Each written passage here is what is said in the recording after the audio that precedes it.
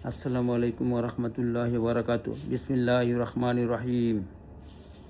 হযরত কাব ইবনে মালিক রাদিয়াল্লাহু আনহু বর্ণনা করেন যে রাসূলুল্লাহ সাল্লাল্লাহু আলাইহি সাল্লাম বলিয়াছেন, যে ব্যক্তি কোনো অসুস্থ লোককে দেখিতে যায় সে রহমতের মধ্যে ডুব দেয়, এবং যখন অসুস্থ লোককে দেখিবার জন্য তাহার নিকট বসে তখন সে রহমতের মধ্যে অবস্থান করে।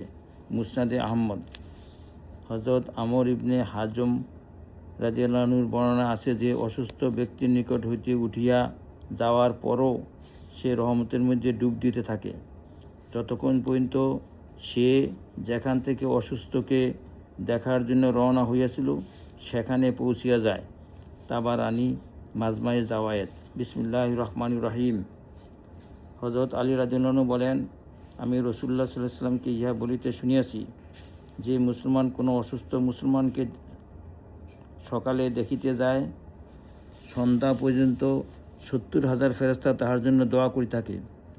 আর যে সন্ধ্যায় দেখিতে যায় সকাল পর্যন্ত 70,000 ফেরেশতা তাহার জন্য দোয়া করি থাকে, এবং জান্নাতে সে একটি বাগান পায়। তিরমিজি। হযরত ওমর ইবনে খাত্তাব রাদিয়াল্লাহু আনহু বর্ণনা করেন যে নবী করিম সাল্লাল্লাহু আলাইহি সাল্লাম আমাকে বলিয়াছেন, যখন তুমি অসুস্থ ব্যক্তির নিকট যাও তখন তাহাকে বলো সে জন্য তোমার জন্য দোয়া করি, কেননা তাহার দোয়া ফেরেশতাদের দোয়ার মতো কবুল হয়। ইবনে মাজা। বিসমিল্লাহির রহমানির রহিম।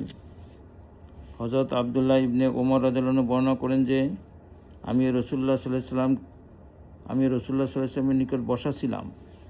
একজন আনসারী সাহাবী আসিয়া তাহাকে সালাম করিলেন, তারপর ফিরিয়া যাইতে লাগিলেন। নবী করিম সাল্লাল্লাহু আলাইহি সাল্লাম তাহাকে জিজ্ঞাসা করিলেন, হে আনসারী ভাই, আমার ভাই সাদ ইবনে উবাদা কেমন আছেন? তিনি আরজ করিলেন, ভালো আছেন। নবী করিম সাল্লাল্লাহু আলাইহি সাল্লাম তাহার সহিত বসা সাহাবা একরামকে বলিলেন, তোমাদের মধ্যে হইতে কে তাহাকে দেখিতে যাইবে? ইহা বলিয়া তিনি দাঁড়াইয়া গেলেন। আমরাও তাহার সহিত দাঁড়াইয়া গেলাম। আমরা 10 জনের অধিক লোক ছিলাম। আমাদের নিকট না জুতা ছিল, না মোজা, না টুপি ছিল, না কামিজ।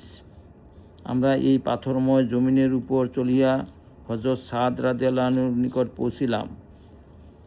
তখন তাহার গোত্রের যে সমস্ত লোক তাহার নিকট ছিল তাহারা পেছনে সরিয়া গেল।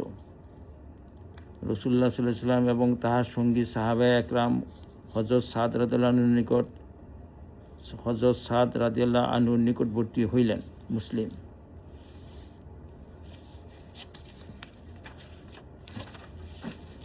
আল্লাহ আমাদেরকে আমল করার তৌফিক দান করুন।